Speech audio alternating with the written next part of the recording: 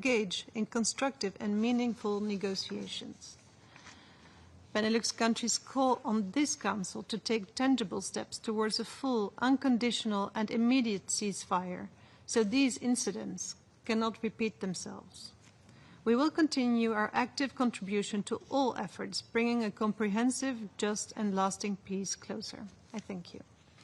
I thank the representative of the Kingdom of the Netherlands for the statement. I now give the floor to the representative of Belarus. Thank you, Mr. President. We thank the Undersecretary General for Political and Peacebuilding Affairs, Madame Di Carlo, for a briefing. The Republic of Belarus has always based itself on the priority need for exclusively peaceful conflict resolution. We see no other ways to end the brutal confrontation other than through dialogue on the basis of mutual respect, trust, and equality of the parties. We welcome the current diplomatic initiatives which are geared towards facilitating direct negotiations. We trust that the results of the recent bilateral summit, the Russia-U.S. summit in Alaska, that this will generate tangible results for the peace process. In this connection, we note the efforts of the U.S. President to usher in a prompt resolution to the conflict. We have always stated, and we continue to emphasize, that it is important in principle to achieve a ceasefire and to move towards agreements with robust, categorical guarantees, both vis-à-vis Ukraine and vis-à-vis Russia. We regret that today during today's meeting, Poland accused Belarus of escalating the situation and disregarding international law. We repudiate any claims focused on us in connection with the incident of the breach of Polish airspace with drones on the night of 10 September. These accusations sound particularly baseless, given the fact that the Republic of Belarus was the first, possibly the only party to have informed the Polish side about the approach of drones. Belarus spoke at length about this topic. I merely wish to quote the head of General Staff, the First Deputy Defense Minister of the Republic of Belarus, made on 10 September, and I quote, "During the nighttime exchange of strikes by UAVs between the Russian Federation and Ukraine, the air defense forces and assets of the Republic of Belarus on duty continuously tracked the UAVs that had veered off course as a result of the impact of the party's electronic warfare assets. Some of the lost drones were destroyed by our country's air defense forces over the territory of the Republic.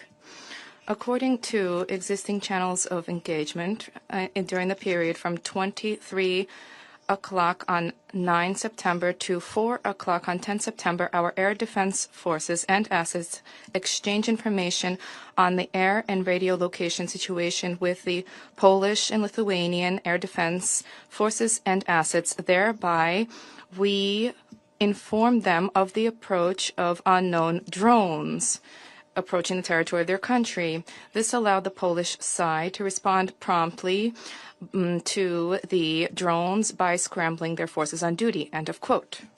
I would add that in this situation, the Republic of Belarus was completely transparent in its action and its readiness to promptly cooperate, having informed Poland well in advance, and we can state immediately, to the extent that this was possible. In response, we have been hearing unsubstantiated rhetoric and allegations against Poland.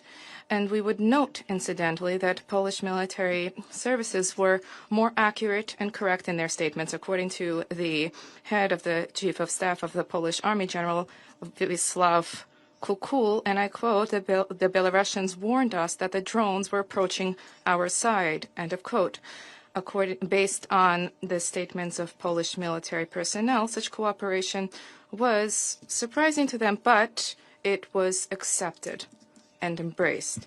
It is important to stress here that the Polish side informed the Belarusian air defense assets and forces about the approach towards the border of the Republic of Belarus of identified drones from Ukrainian territory. As was announced by the General Staff of the Republic of Belarus, the exchange of information about air activity is a critical component for security in the region as a whole and helps to establish confidence-building measures and to ensure security. The Republic of Belarus will continue to fulfill its obligations as part of the exchange of information on the air situation with the Republic of Belarus and Baltic states. It is absolutely clear that our actions show that there is no escalation whatsoever emanating from the Republic of Belarus, and this is not something that we can say when it comes to neighboring countries. It is telling that this meeting is being held immediately after the closure by Poland of the land border with the Republic of Belarus. All of the crossing points on the border with Poland ceased to function as of tonight, 12th of September. Vehicular and rail transportations have been halted, transit has been paralyzed, and the movement of people has been stopped. Is it not this situation which poses a real threat to stability in the region? The decision of the Polish authorities to close the border with Belarus is an example of baseless steps taken against the people, against ordinary citizens, both in Belarus and Poland, as well as against foreign citizens. These actions create significant difficulties for the normal operations in international movement of people and goods, and is detrimental to many states, both in the East and in the West.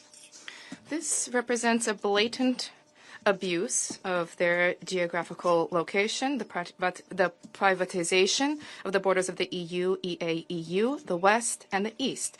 Such measures are building upon the policy of undermining relations with neighboring countries and further fueling escalation of tensions in the region, which creates risks to stability and predictability in international relations. The leadership of the United Nations and the European Union should issue a principled assessment of such action. We call upon the Security Council to consider this action and to duly respond. Instead of destabilizing rhetoric and conduct, we call upon all parties to revert back to constructive cooperation and dialogue. Once again, Belarus is committed to purely peaceful steps to resolve the confrontation. We stand ready to continue to facilitate mutually acceptable solutions to the conflict. Thank you. I thank the representative of Belarus for the statement. I now give the floor to His Excellency Mr. Stavros Lambrinis, head of the delegation